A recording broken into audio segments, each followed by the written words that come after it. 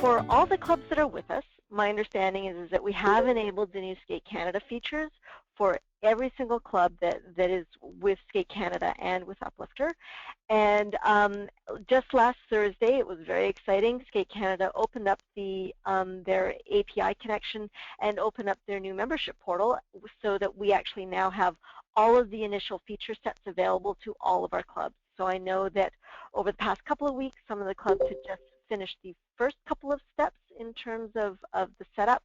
But now with Skate Canada having opened up the membership portal, we are now able to do the full integration. And as we're watching some of this data go by, we are actually also doing a few things to tweak and enhance the work that we've already done. So for all of you that have the Skate Canada integration already set up on your site, just making sure everybody can see my screen. So if you can't actually, I'm fairly sure you can.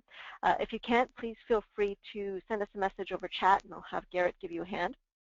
But for all of you that have administration access to your Uplifter site, this is our demo Uplifter site. Some of you have probably seen it before and it's on many of our videos.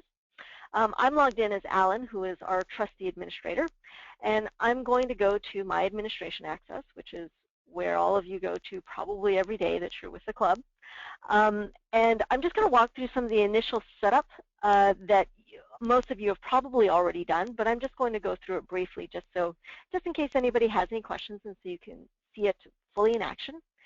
So when you go to Settings and Global Settings, you'll see this new section near the bottom called Site Affiliations. And this club is affiliated as the Princess Figure Skating Club. And you'll know that your site is connected to Skate Canada because you'll see the tiny little Skate Canada icon here below.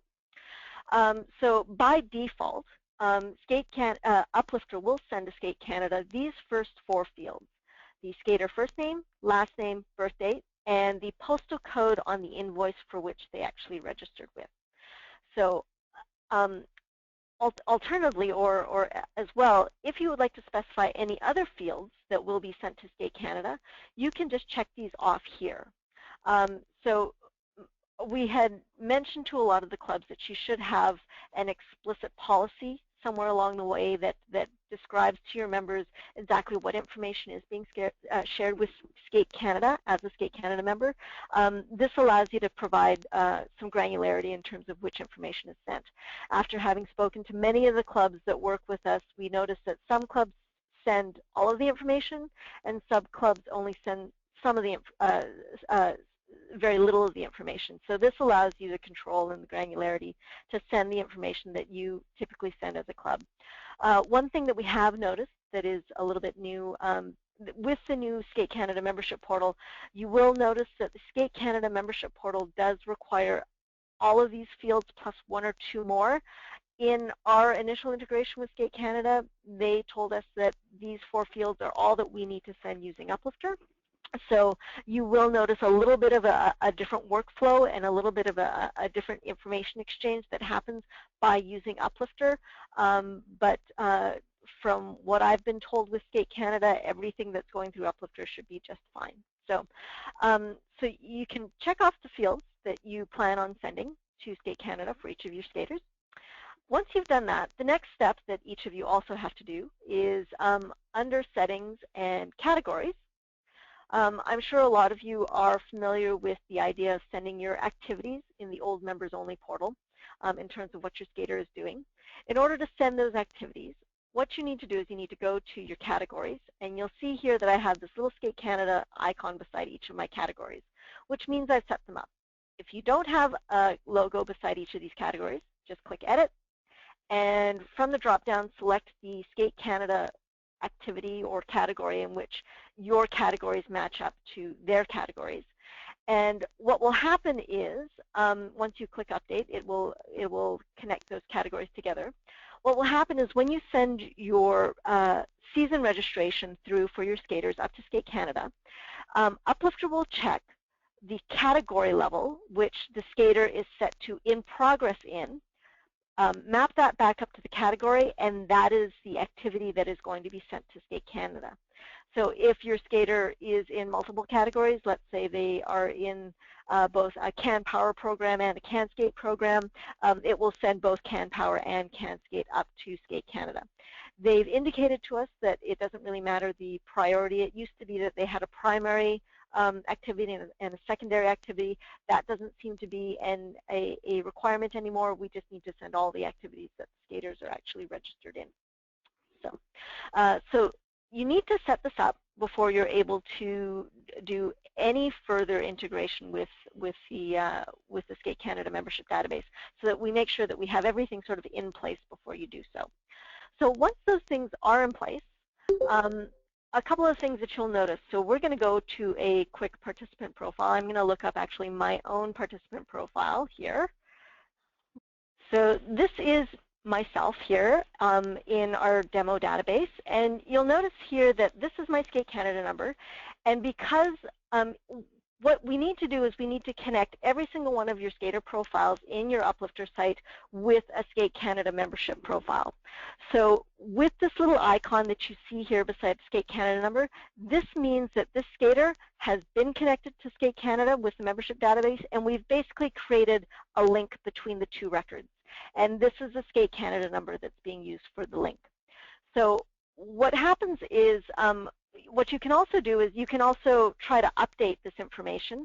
So let's say I've tried to put in a different Skate Canada number for a different skater, and I click Update.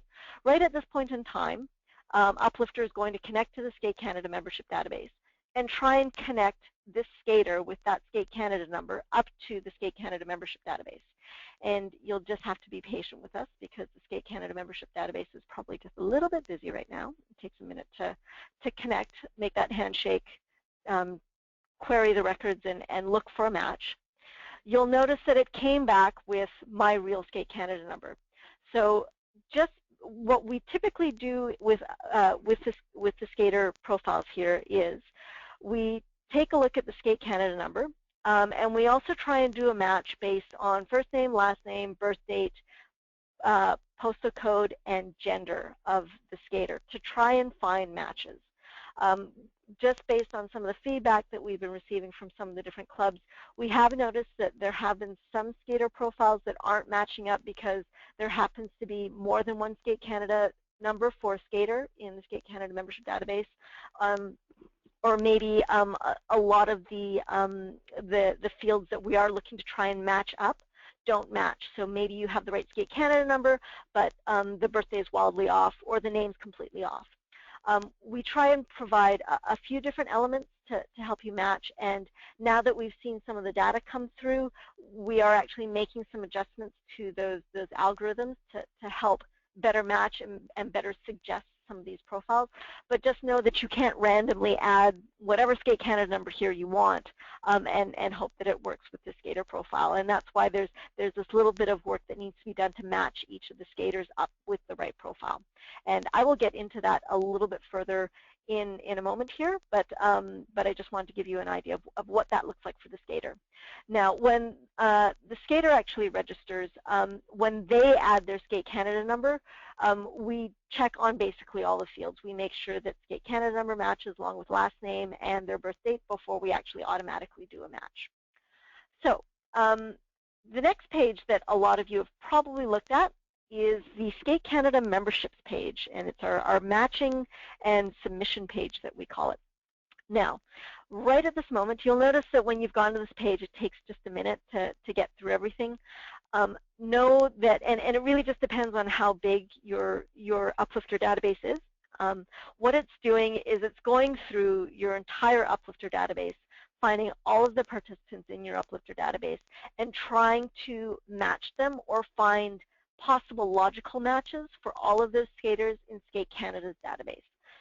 And it really just depends on the number of skaters you have in your database, and it depends on the number of discrepancies that it might find. So this page may take a minute to load up. It may take 5 minutes. You just really need to be patient, and it will eventually just pop up here like this. So once it comes up, right now, what most of you have probably seen if you haven't started connecting your subscription to your Skate Canada season, is you'll see something like this, where you see a list of names and you see a series of drop-downs. And what this means is this is the list of names right now where Uplifter couldn't automatically match your skaters. If everything else worked out well, then the majority of your skaters were probably already matched up, and you probably didn't even see them. But here you might see things like here we've got somebody named Jamie Jones, which we can't seem to find in the Skate Canada database, but we do have two Sophia Joneses that have the same birth date and two different Skate Canada numbers. Maybe the skater registered under the parent's name. Those are the different elements that might have gone wrong, and that's why you might see some of these different matches. And what you'll need to do, and we'll get into that near the end, is you'll need to find out what those discrepancies are, find a way to reconcile them, update your Uplifter database so that you can actually make that match, so that when you do submit your skater registration through to Skate Canada, it is sending through that season registration for the correct skater. So this is what most of you are probably seeing right now before you've actually set up your season. Now that Skate Canada has opened up their membership database for registration for the new season, we were able to enable the new, the next final phase of our integration just last Friday. So some of you have already done this, and for those of you who haven't, I'll just walk you through this very quickly. All of you have probably set up a Skate Canada membership subscription in your Uplifter site. If you haven't, please do so. Even if you include your Skate Canada membership fees as part of your program fees, you should still create a subscription and set it up as $0. But you need this subscription here to be enabled before you're able to submit anything to Skate Canada. And if for those of you who have already taken registration, that's okay. My team has been working very hard over the last 6 weeks to find different ways to help those clubs that have already started taking registration. So I believe we've managed a lot of those different use cases where there might be a discrepancy, and I'll walk you through and to show you what happens here. So you don't need to do this with any of your past seasons unless you would like to submit your past seasons through Uplifter. I'm going to surmise that 100% of our clubs are not doing that. The only club that might be my own, and I did actually already do that. So every other club is probably only registering for the 2015-2016 season. So what you do is you find your Skate Canada membership subscription for the following season. You click Edit. This comes up.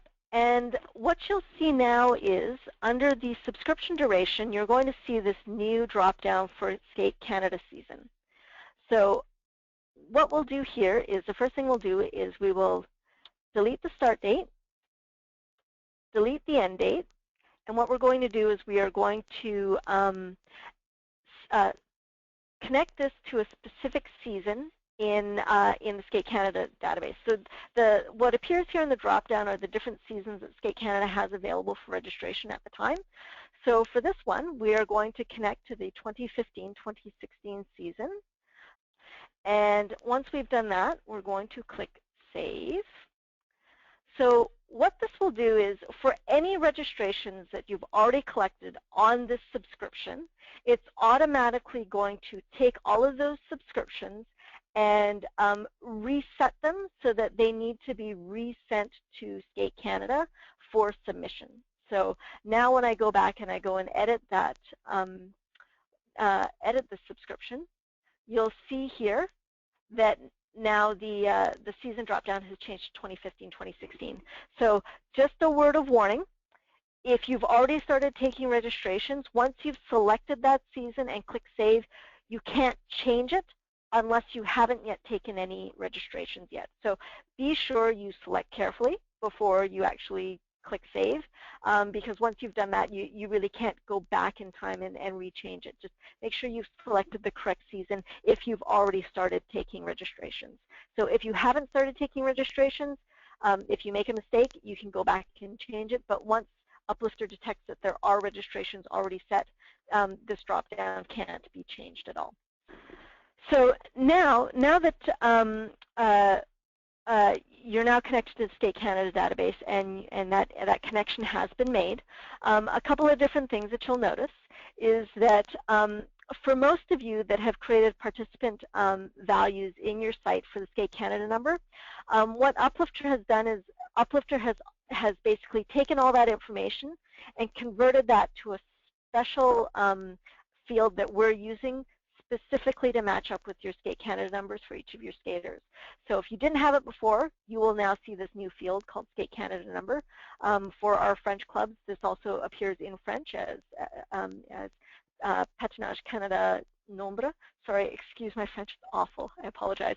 But that automatically appears in your site, and it is connected to your Skate Canada members.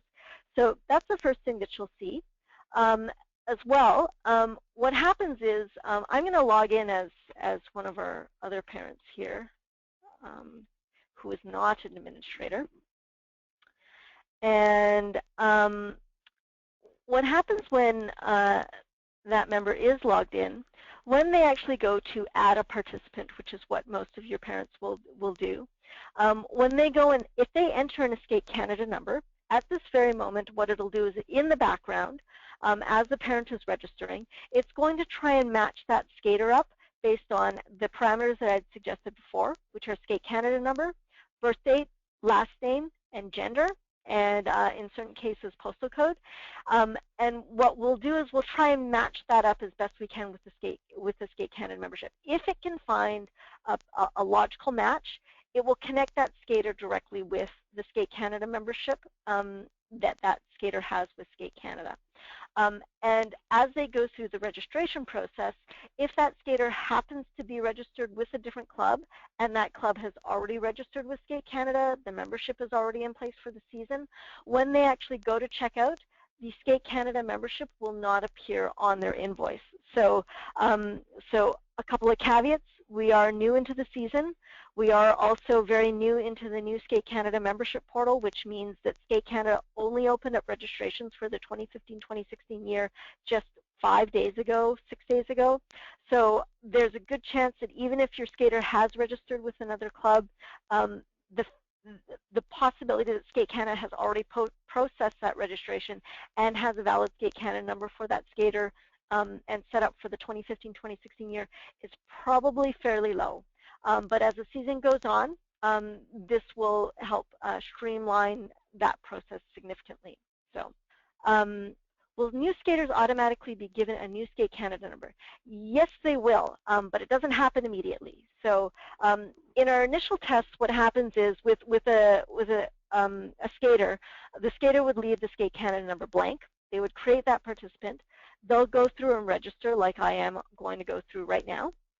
And what will happen is when you actually go and submit that skater's registration up for the Skate Canada membership, in our initial tests, we were receiving Skate Canada numbers back almost immediately, like it was coming back within about 5 minutes. With all of the changes with the Skate Canada membership portal that's happened over the last 6 weeks, we've noticed that when they launched the new membership site, that the numbers aren't coming back immediately. So I believe that they're still making some changes on their side. So it might be a little bit of time before those numbers come back. But your Uplifter site will every night go and check to see whether or not new Skate Canada numbers have been issued for your members. So you won't need to manually update those when you actually when the skaters receive them. They'll just automatically appear in your Uplifter site.